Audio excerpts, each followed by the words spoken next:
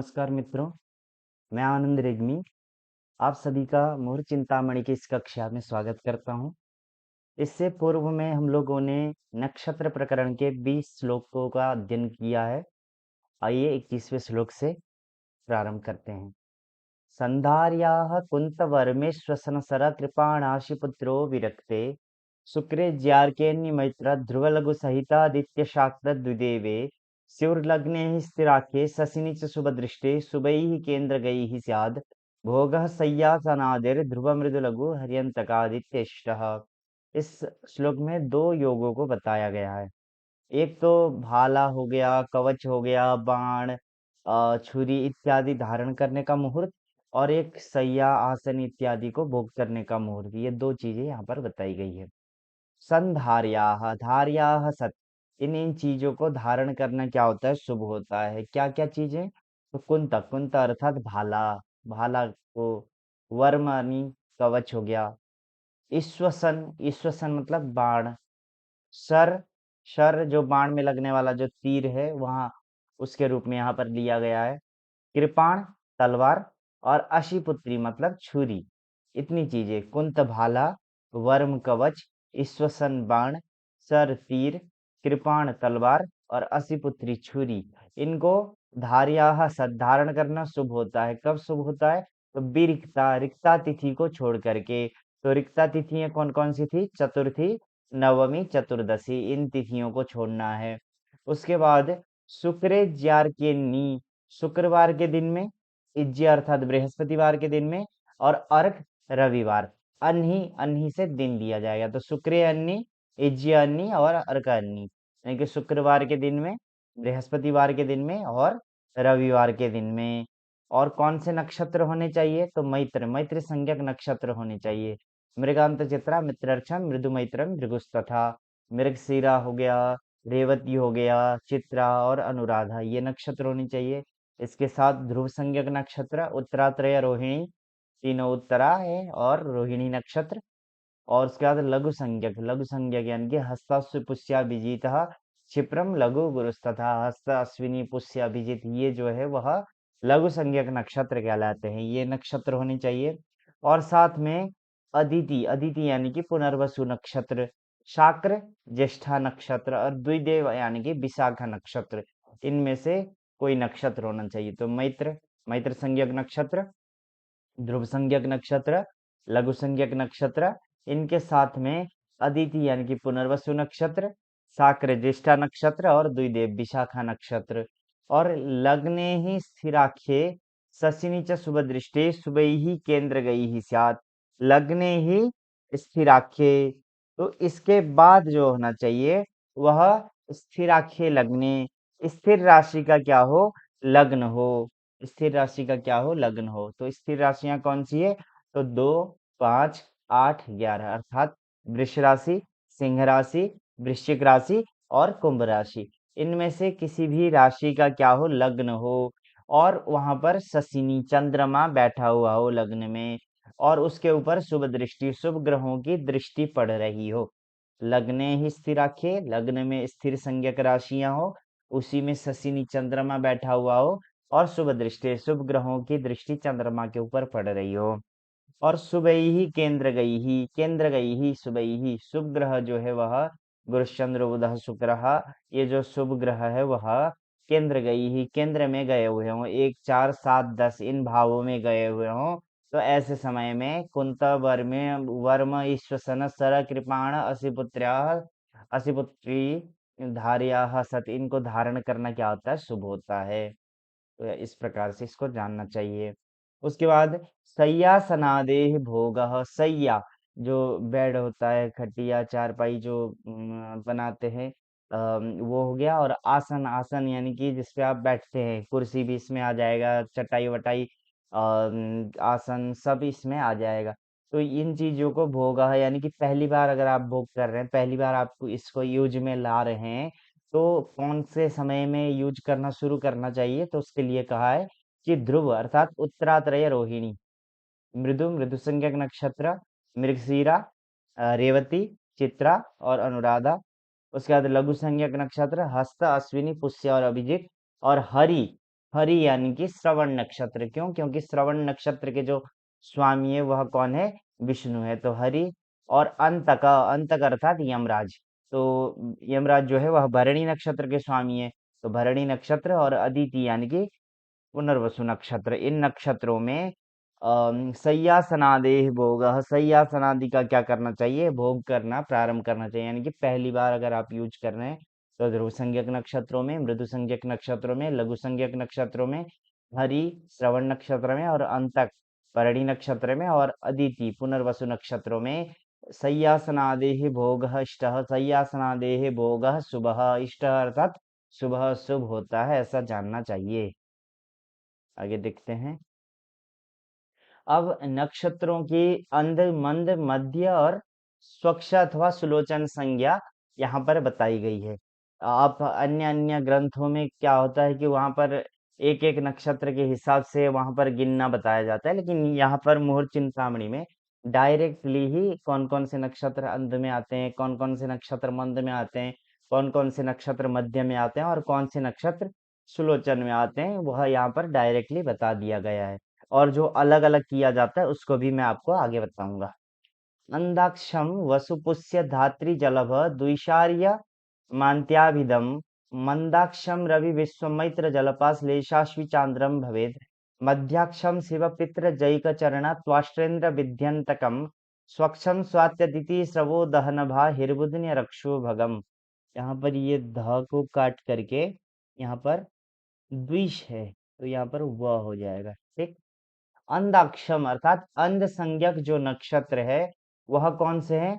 तो अंधाक्षम वसु, अंधाक्षम वसु, वसु अर्थात धनिष्ठा नक्षत्र। क्यों? क्योंकि धनिष्ठा नक्षत्र के स्वामी वसु है। तो अंध संज्ञक नक्षत्र में कौन आएगा? वसु अर्थात धनिष्ठा आएगा। पुष्य नक्षत्र आ जाएगा। धात्री, धात्री यानी कि ब्रह्मा, ब्रह्मा जो है वह रोहिणी नक्षत्र के स्वामी है, इसलिए धात्री से हम लोग क्या लेंगे? रोहिणी। उसके बाद जलभ, जलचर सॉरी जल वाला जो भ अर्थात नक्षत्र है। तो जल जो है वह पूर्वाषाढ़ा नक्षत्र के स्वामी है, इसलिए जलभ यानी कि पूर्वाषाढ़ा नक्षत्र। द्विष, दो ईश वाला, दो स्वामी वाला, तो विशाखा नक्षत्र। अर्यमा उत्तरा फाल्गुनी नक्षत्र, क्योंकि उत्तरा फाल्गुनी के स्वामी कौन है? अर्यमा है। उसके बाद अंत्य, अंतिम नक्षत्र कौन सा है? रेवती नक्षत्र। ये सब जो नक्षत्र है वह अंदाक्षम अविदम, अंदाक्ष संज्ञक होते हैं। अविदा यानी कि संज्ञा। तो वसु धनिष्ठा, पुष्य, धात्री रोहिणी, जलभ पूर्वाषाढ़ा, द्विष विशाखा, अर्यमा उत्तरा फाल्गुनी और अंत्य रेवती, इनकी अंध संज्ञा होती है। उसके पश्चात मंदाक्षम, मंद संज्ञक जो नक्षत्र होते हैं वह कौन कौन से होते हैं? तो रवि, रवि अर्थात हस्त, क्योंकि हस्त के स्वामी कौन है? सूर्य है। विश्व उत्तराषाढ़ा। मैं यहाँ पर मोस्टली स्वामी के ही नाम आते हैं, तो आप जितना जल्दी हो सके स्वामियों के नाम याद कर लेंगे तो उतना और आसान आपको लगेगा। तो विश्व यानी कि उत्तराषाढ़ा नक्षत्र। मैत्र अनुराधा नक्षत्र। जलप, जल का पति, जल का पति कौन है? वरुण। तो वरुण जो है वह सतविशा नक्षत्र के स्वामी है, तो जलप यानी सतविशा। आश्लेषा, अश्वी, अश्विनी नक्षत्र और चांद्र अर्थात मृगशिरा नक्षत्र, क्योंकि मृगशिरा नक्षत्र के जो स्वामी है वह कौन है? चंद्रमा है। तो रवि हस्त, विश्व उत्तराषाढ़ा, मैत्र अनुराधा, जलप सतविशा, आश्लेषा अश्विनी और चांद्र मृगशिरा नक्षत्र, ये जो है वह मंदाक्षम, मंदाक्ष संज्ञक कहलाते हैं। मध्याक्षम, मध्याक्ष संज्ञक क्या है? तो शिव, शिव यानी कि आर्द्रा, क्योंकि इस आर्द्रा जो नक्षत्र है उसके स्वामी शिव है, तो शिव अर्थात आर्द्रा। पितरी, मघा नक्षत्र, मघा के स्वामी पितरी है। अजय का चरण, अजय का चरण, तो अजय चरण जो है वह पूर्वा भाद्रपद नक्षत्र के स्वामी है, इसलिए यहाँ पर अजय के चरण से क्या लेंगे? पूर्वा भाद्रपद लेंगे। त्वाष्ट्र, त्वाष्ट्र अर्थात चित्रा नक्षत्र, क्योंकि चित्रा नक्षत्र के जो स्वामी है वह कौन है? त्वाष्ट्र है। उसके पश्चात इंद्र, इंद्र, इंद्र जो है वह ज्येष्ठा नक्षत्र के स्वामी है। विधि, विधि यानी कि ब्रह्मा, तो यहाँ जो विधि आया है उससे हम लोग अभिजीत नक्षत्र को लेंगे, क्योंकि अभिजीत नक्षत्र के भी स्वामी ब्रह्मा ही होते हैं। और नॉर्मली जहाँ पर विधि शब्द का प्रयोग आता है वहां पर हम लोग कौन सा नक्षत्र लेते हैं? अभिजीत ही लेते हैं। उसके बाद अंतक, अंतक मतलब भरणी नक्षत्र, ये क्या है? मध्याक्षम, मध्याक्ष संज्ञक है। तो शिव आर्द्रा, पितृमघा, अजय चरण पूर्वा भाद्रपद, त्वाष्ट्र चित्रा, ऐन्द्र ज्येष्ठा, विधि अभिजीत और अंतक भरणी। ये जो नक्षत्र है वह मध्याक्षम, मध्याक्ष संज्ञक है। स्वक्षम, स्वक्षम अर्थात अथवा सुलोचन, ये जो संज्ञा है वह स्वात्यदिति, स्वाति, स्वाति नक्षत्र का है। अदिति अर्थात पुनर्वसु नक्षत्र का है। श्रव, श्रवण नक्षत्र। दहन, दहन अर्थात अग्नि, तो कृत्तिका के स्वामी है दहनभ। और आहिर्बुदनिया, आहिर्बुदनिया जो है वह उत्तरा भाद्रपद नक्षत्र के स्वामी है। और रक्ष, रक्ष अर्थात राक्षस, तो मूल नक्षत्र के स्वामी राक्षस है। और भग अर्थात पूर्वा फाल्गुनी, क्योंकि पूर्वा फाल्गुनी के जो स्वामी है वह भग है। तो स्वाति नक्षत्र, अदिति पुनर्वसु नक्षत्र, श्रव श्रवण नक्षत्र, दहन कृत्तिका नक्षत्र, अहिर्बुदनिया उत्तरा भाद्रपद नक्षत्र, रक्ष मूल नक्षत्र और भगा पूर्वा फाल्गुनी नक्षत्र। इनकी स्वच्छ अर्थात स्वच्छ अथवा सुलोचन संज्ञाएं होती है, ऐसा जानना चाहिए। अब इनका प्रयोजन क्या है? तो प्रयोजन ये होता है इसका कि जब भी आपका कोई वस्तु खो जाता है, कोई या कोई व्यक्ति खो जाता है, तो उसको ढूंढने में ये सब जो नक्षत्र होते हैं ये बताते हैं कि वह चीज मिलेगी कि नहीं मिलेगी, या मिलेगी तो कहाँ पे होगी। ये सब चीजें यहाँ पर बता देती है। इसका प्रयोजन इसके बाद में, उससे पहले मैं आपको दूसरे तरीके से भी निकालने का, जिसको मान लीजिए कि श्लोक याद करने में थोड़ा कठिनाई आता है, तो उसके लिए ये फॉर्मूला है। तो आप ऐसे भी इसको याद रख सकते हैं। सबसे पहले आपको चार प्रकार के जो संज्ञा है उसको लिख लेना है। तो यहाँ जैसे मैंने लिख लिया, यहाँ पर अंध लिख लिया, यहाँ पर मंद लिख लिया, यहाँ पर मध्य लिख लिए और यहाँ पर सुलोचन लिख लिए। तो ऐसे आपको चार को लिखना है। फिर आपको जो गिनने का जो शुरुआत करना है वो रोहिणी नक्षत्र से गिनना प्रारंभ करना है। ठीक है, रोहिणी नक्षत्र से गिनना प्रारंभ करना है। तो रोहिणी जो हो जाएगा वो अंध हो जाएगा, फिर यहाँ से क्रमशः आप ले जाइए। मृगशिरा मंद हो जाएगा, और आर्द्रा जो है वह मध्य हो जाएगा, और पुनर्वसु जो है वह सुलोचन हो जाएगा। फिर यहाँ पर पुष्य जो है वह अंध हो जाएगा, और आश्लेषा जो है वह मंद हो जाएगा, मघा जो है वह मध्य हो जाएगा, और पूर्वा फाल्गुनी जो है वह सुलोचन हो जाएगा। अब इसके बाद वैसे ही यहाँ पर ले जाएंगे, तो यहाँ पर उत्तरा फाल्गुनी अंध हो जाएगा। ठीक है, उत्तरा फाल्गुनी क्या हो जाएगा? अंध हो जाएगा। उसके बाद हस्त नक्षत्र जो है वह मंद हो जाएगा। ऐसे ही करके आपको कंटिन्यू ले जाना है जब तक ये चार्ट खत्म नहीं होता है। तो ये खत्म कहाँ होगा? लास्ट में। तो लास्ट में खत्म होगा, क्योंकि हम लोग शुरुआत कहाँ से कर रहे हैं? रोहिणी नक्षत्र से हम लोग कर रहे हैं। क्योंकि वहां पर जहां पर भी ऐसा श्लोक आता है वहां पर ब्रह्म दृष्टियांश, यानी कि रोहिणी नक्षत्र से शुरू करना चाहिए, ऐसा बताया जाता है। ठीक है, तो आपको रोहिणी नक्षत्र से शुरू करना है। और आपका खत्म कहाँ पर होगा? तो कृत्तिका नक्षत्र पर आपका खत्म होगा। क्योंकि यहाँ पर रोहिणी से शुरू किया गया इसलिए कृत्तिका नक्षत्र पर खत्म होगा। तो आप ऐसे भी इसको जान सकते हैं। अब इसका प्रयोजन देखते हैं। अब यहाँ पर इनका फल बताए कि विनष्टार्थस्य लाभं दे शीघ्रं मंदे प्रयत्नतः स्याद्दूरे श्रवणं मध्ये श्रुत्याप्ति न सुलोचने। विनष्ट अर्थस्य लाभ अंधे, अंधे अर्थात अंध संज्ञक नक्षत्रे, जो अंध संज्ञक जो नक्षत्र है उसमें विनष्ट अर्थस्य लाभ, विनष्ट अर्थस्य, विनष्ट जो अर्थ है, अर्थ से यहाँ पर धन नहीं लेना, यहाँ पर किसी भी प्रकार की जो वस्तु है उसके अर्थ में यहाँ पर उसके रूप में यहाँ पर अर्थ शब्द को दिया गया है। तो कोई व्यक्ति हो गया, कोई वस्तु हो गया, धन हो गया, इत्यादि जो भी चीजें क्या है, विनष्ट, नाश हुए, नाश का अर्थ है कि मतलब खो गई है।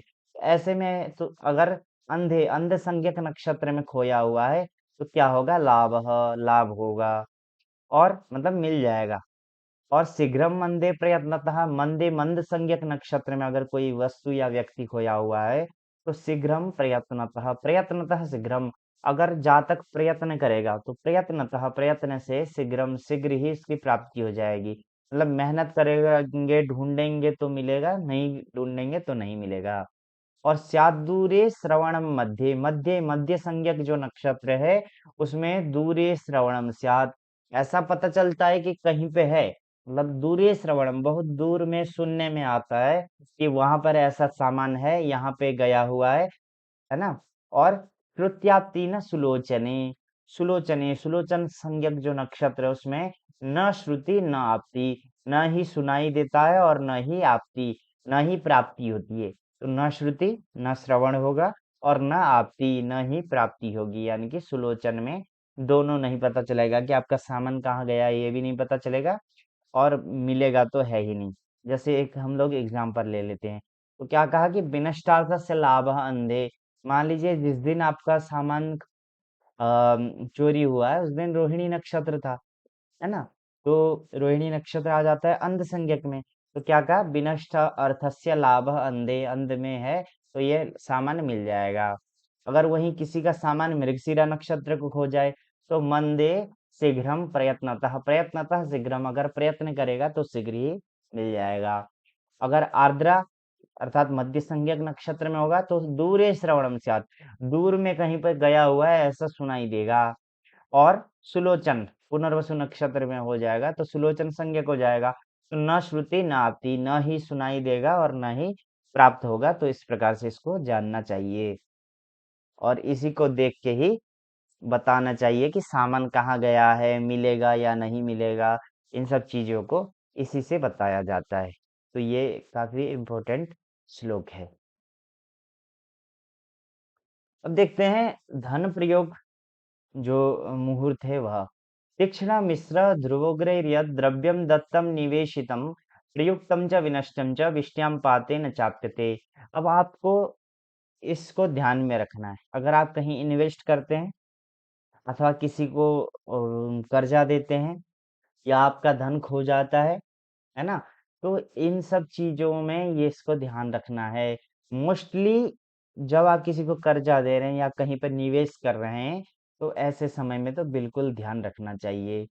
क्या ध्यान देना है, तो तीक्ष्ण अर्थात तीक्ष्ण संज्ञक नक्षत्र, मूलेन्द्राद्राहिवं सौरिस तीक्ष्णम दारुण संज्ञकम, मूल नक्षत्र, ज्येष्ठा नक्षत्र, आर्द्रा नक्षत्र और आश्लेषा नक्षत्र, ये चार नक्षत्र क्या हो जाएंगे, तीक्ष्ण संज्ञक हो जाएंगे। उसके बाद मिश्र संज्ञक, विशाखाग्नेय भेसौम्यो मिश्रम साधारणम स्मृतम, विशाखा और कृत्तिका, ये जो दो नक्षत्र है वह मिश्र संज्ञक है। ध्रुव, उत्तरात्रय, रोहिणी, तीनों उत्तराएं और रोहिणी नक्षत्र। उसके बाद उग्र, उग्र संज्ञक नक्षत्र, पूर्वात्रयम याम्यमघे उग्रम क्रूरम कुजस्तथा, तो तीनों पूर्वाएं और मघा और भरणी नक्षत्र। इन नक्षत्रों में तो तीक्ष्ण संज्ञक नक्षत्रों में, मिश्र संज्ञक नक्षत्रों में, ध्रुव संज्ञक नक्षत्रों में और उग्र संज्ञक नक्षत्रों में यद द्रव्यम, यद द्रव्यम अर्थात यद धनम, जो धन, दत्तम निवेशितम, क्या किया गया हो, दत्तम दिया गया हो, अथवा निवेशितम निवेश किया गया हो, जैसे आप कहीं पे इन्वेस्ट कर रहे हैं, प्रयुक्तम च प्रयोग में लाया गया हो, विनष्टम नष्ट हो गया हो, खो गया हो, है ना। और साथ में इनके साथ में ये जोड़ दीजिए विष्टयाम पाते, विष्टि जो करण होता है जिसको हम लोग भद्रा भी बोलते हैं वो उसमें भी, और पात जो व्यतिपात योग होता है इसमें भी, इन नक्षत्रों के साथ साथ विष्टिकरण में और व्यतिपात योग में जो भी धन दिया जाता है, जिस धन को निवेशित अथवा इन्वेस्ट किया जाता है, प्रयुक्तम प्रयोग में लाया जाता है, और विनष्टम जो धन खो जाता है, नष्ट हो जाता है, वो न च आप्यते न प्राप्यते, वो धन कभी मिलता ही नहीं है। इसलिए हमेशा किसी को पैसा देते टाइम अथवा कहीं निवेश करते टाइम या किसी चीज में आप यूज कर रहे हैं तो इन सबको अवॉइड करके अन्य किसी में आप यूज कर सकते हैं, ऐसा जानना चाहिए, या किसी को आप बता रहे हैं तो इसी चीज को बताना चाहिए। अब जो है वह जलाशय खनन और नृत्य का मुहूर्त। यानी कि जलाशय संबंधित कुआं इत्यादि बनाना हो, अथवा डांस वांस क्लास ज्वाइन करना हो या सिखाना चालू करना हो, तो कब करना चाहिए, उसका मुहूर्त है।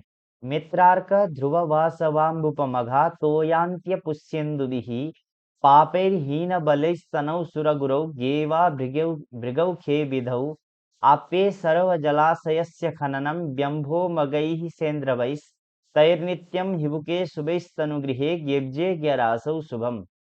मित्र, मित्र अर्थात अनुराधा नक्षत्र।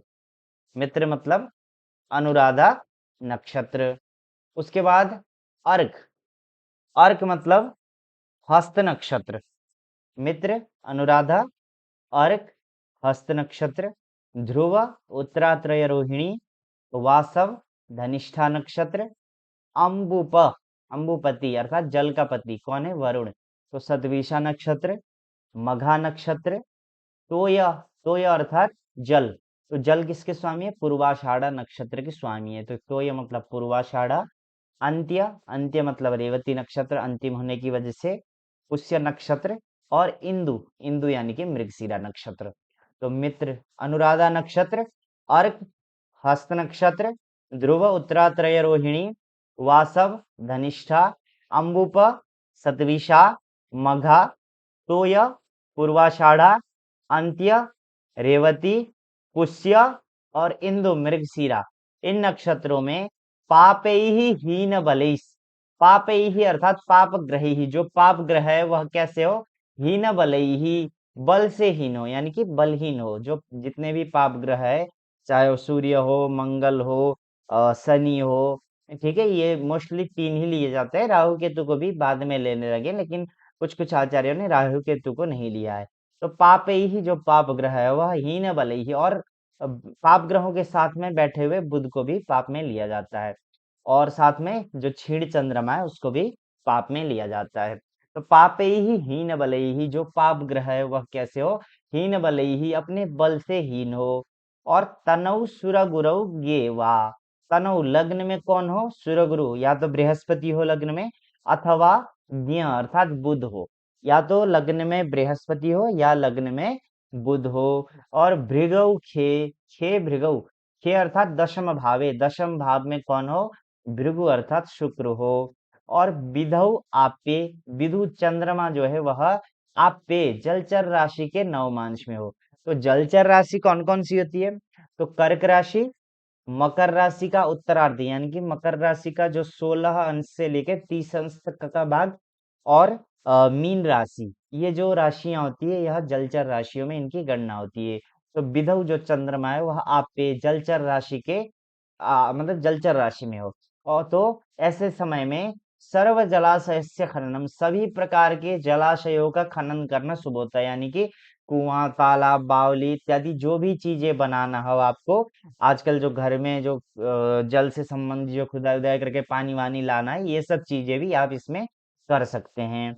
उसके बाद यहाँ से फिर दूसरा हम लोगों का नृत्य का मुहूर्त शुरू होता है। तो व्यंभो मगैहि सेंद्रवैहि, दी अर्थात छोड़ करके, अंभो मगैहि, अब जो ये ऊपर जो नक्षत्र दिए गए हैं, इन नक्षत्रों में बी अंब मगा, अंब यानी कि जल, तो जल यानी कि ये पूर्वाषाढ़ा नक्षत्र और मघा नक्षत्र, इन दो नक्षत्रों को छोड़ करके यहाँ पर मगा है, ठीक है। बी अंब मगाह, अंब यानी कि जल, जल यानी कि पूर्वाषाढ़ा और मघा, इन दो नक्षत्रों को छोड़ करके, और स इंद्र भई, और इंद्र यानी कि ज्येष्ठा नक्षत्र को ऐड करके, और यहाँ पर साथ में ज्येष्ठा नक्षत्र को प्लस करने के बाद ये सब किस में लिया जाएगा, तो ये सब नृत्य में जो है इन नक्षत्रों को लिया जाएगा।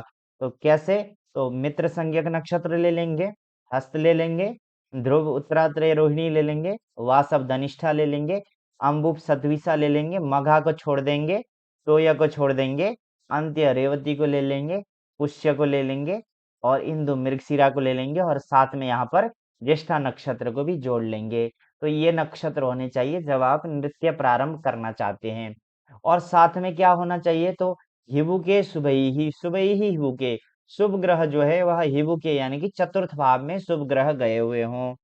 और तनुगृहे गे, तनुगृह यानी कि लग्न में। लग्न में कौन हो? ज्ञ अर्थात बुध लग्न में गया हुआ हो। और अब्जे ज्ञरासौ, अब्ज जो चंद्रमा है वह कहाँ पर गया हुआ? ज्ञरासौ यानी कि मिथुन या कन्या राशि में गया हुआ, बुध की राशि में।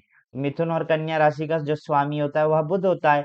तो चंद्रमा जो है वह ज्ञरासौ बुध की राशि में गया हुआ हो। तो नृत्यम शुभम, नृत्य यानी कि पहली बार डांस क्लास इत्यादि ज्वाइन करना, अथवा किसी को आप सिखाना चालू कर रहे हैं, शिष्य बनाना चालू कर रहे हैं, तो ऐसे समय में भी आप बना सकते हैं।